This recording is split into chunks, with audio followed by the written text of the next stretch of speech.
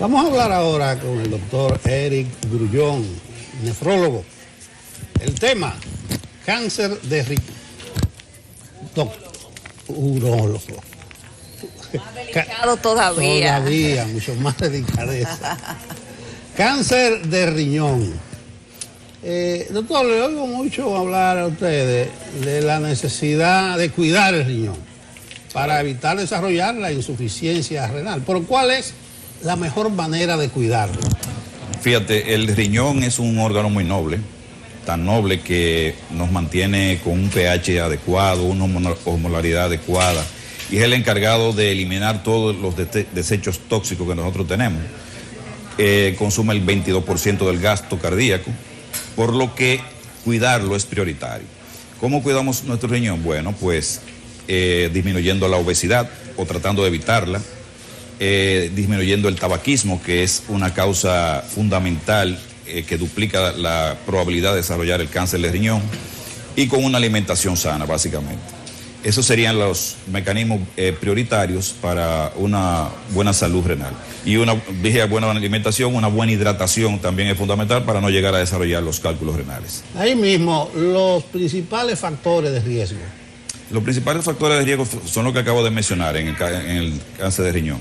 La obesidad, la hipertensión, el tabaquismo, si es un paciente, por ejemplo, que está sometido a diálisis por insuficiencia renal, se incrementa en un 30% la probabilidad de desarrollar el cáncer de riñón. ¿Por qué el tabaquismo, doctor? El tabaquismo tiene una incidencia negativa en la anatomía humana en general. Básicamente también, aparte de desarrollar el cáncer de pulmón y fundamentar también e incrementar el cáncer de riñón, también tiene una muy alta incidencia en el cáncer de vejiga. O sea que de beneficio no tiene para nada en el organismo el tabaquismo.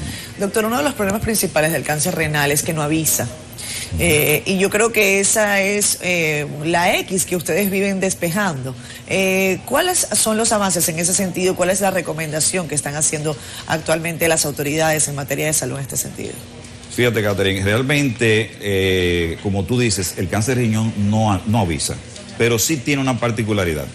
El 50% muestra presencia de sangre en la orina, hematuria, y eso ya es un indicativo de que algo no está funcionando bien a nivel renal.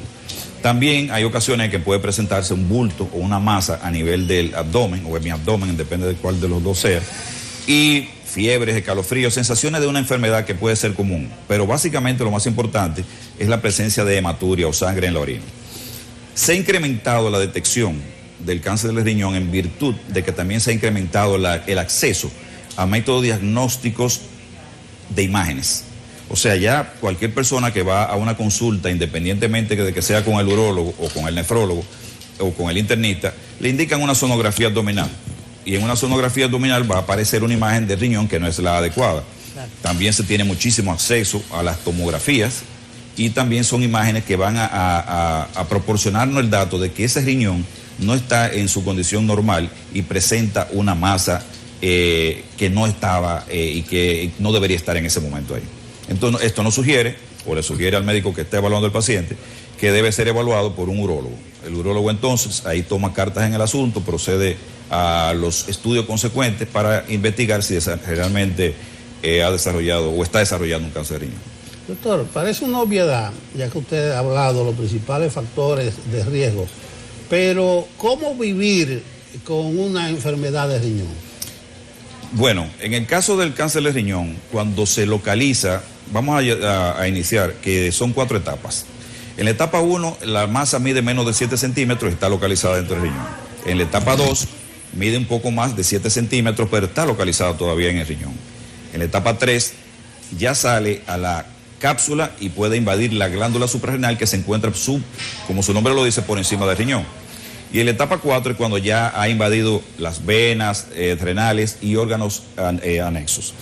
En todas las etapas, pero básicamente en las 2 primeras etapas, el tratamiento ideal es la nefrectomía radical, o sea, sacar el riñón completamente y con esto la supervivencia a 5 años es de por encima de un 95%.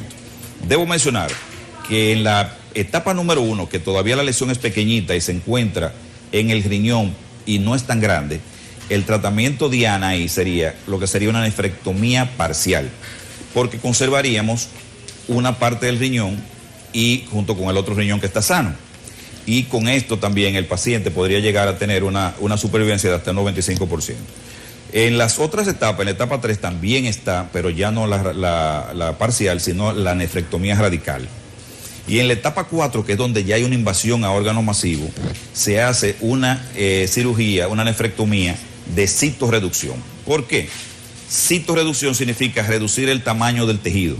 Este riñón ya está muy comprometido, es un tamaño muy grande, y hay que hacer una nefrectomía para disminuir el tamaño de ese volumen y que el paciente pueda tener una expectativa de vida que ahí lamentablemente disminuye un 13% a los 5 años. ¿Cuántos tipos de enfermedades puede tener el riñón? Porque como usted ha dicho, el cáncer puede dar algunas señales, aunque no siempre es así. Pero ¿de cuántas otras cosas puede estar enferma una persona en el riñón que no se dé cuenta y que le desencadene en una situación peor más adelante? Bueno, lo más frecuente es las infecciones urinarias, ¿no? Y las infecciones urinarias tienden a subir desde la vejiga hacia el riñón y producen lo que se llama una pielonefritis. Ahí no es una enfermedad grave, no es un cáncer, pero sí puede ser una enfermedad que desencadene que el paciente termine en un cuidado intensivo. ¿Por qué? Porque como el riñón filtra 180 litros en 24 horas, entonces en ese filtraje de esas bacterias ahí se van a diseminar por el organismo entero y produce lo que se llama o se conoce como una septicemia. Puede llegar a producir esto. Otra enfermedad muy común es los cálculos renales, que se ven más en pacientes, por ejemplo, que tienen alteraciones metabólicas o que no se hidratan bien. Ahora, como está muy de moda el Star Fit y eso, mucha gente no se hidrata bien y cuando viene a ver tiene... Para que se le marque el cuerpo. Exacto, doctor. Entonces no se hidrata bien y puede desarrollar cálculos renales. Otra enfermedad es la glomerulonefritis o afección de los glomérulos dentro del riñón. Esta patología ya la maneja no el urólogo, sino que la maneja el nefrólogo. Pero son enfermedades que no son desencadenantes de un tumor o un cáncer renal. Doctor, en su consulta, ¿cuántos casos están ustedes recibiendo anualmente? Sé que van a veces a conferencias. ¿Cuál es la incidencia del cáncer de riñón en la República Dominicana? Y a partir más o menos de qué edades estamos viendo la mayor incidencia de este tipo de enfermedad. Fíjate, Caterina, nosotros no tenemos una estadística dominicana, pero sí te puedo hablar de la que países desarrollados como la de Estados Unidos que sí la llevan. Lo que sí te puedo decir es que, por ejemplo, en Estados Unidos se va a diagnosticar este año alrededor de 76,000 casos de riñón. Y de eso, unos 13,000 van a fallecer. Es más frecuente en el hombre. En el hombre se ve 1 en cada 42. En la mujer se ve 1 en cada 80. Es más frecuente en la raza negra. Nosotros eso no nos ayuda. Es un tumor que no es extraño verlo en la República Dominicana, por los factores que acabo de mencionar. Pero que como se logra identificar por imágenes que ahora están siendo más frecuentes, o sea que estudios que van rutinariamente en una consulta, pues 2/3 llegan a ser identificados cuando todavía la lesión está dentro del riñón. Un 3/3 lamentablemente ya va a estar avanzadito y esas cosas, y ahí ya el tratamiento se complica un poquito más en cuanto al seguimiento y las terapias. El trasplante de riñón, creo que ya en estos tiempos es algo, no diremos rutinario, pero por lo menos que la ciencia médica tiene eso ya en un estándar de lo más normal posible. Sí, claro que sí. Lo que sucede es que en el caso del cáncer de riñón, el trasplante no forma parte de la terapia.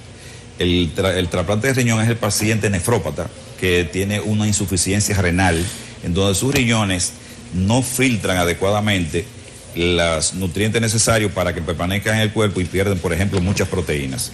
Entonces, ya cuando llegan a esa etapa donde los desechos que deben ser eliminados no son eliminados adecuadamente, pues entonces se recurre al trasplante de riñón. En Sedimat lo hacemos rutinariamente también, o sea que forma parte de nuestro estándar de trabajo. ¿Hay factores hereditarios ahí? ¿En el cáncer de riñón? Sí. Sí, pero no es tan incidental como el cáncer de la próstata. Realmente es una aparición esporádica. Menos de un 5% tiene factor hereditario, aunque sí lo hay. Realmente cuando hay un familiar que ha desarrollado un cáncer de riñón y desarrolla en el mismo riñón otro tumor, es más frecuente que un pariente directo desarrolle el cáncer de riñón. Doctor, le agradecemos enormemente que nos haya acompañado durante esta mañana. Claro, un honor para mí. Un gusto. Gracias a ustedes por recibirme.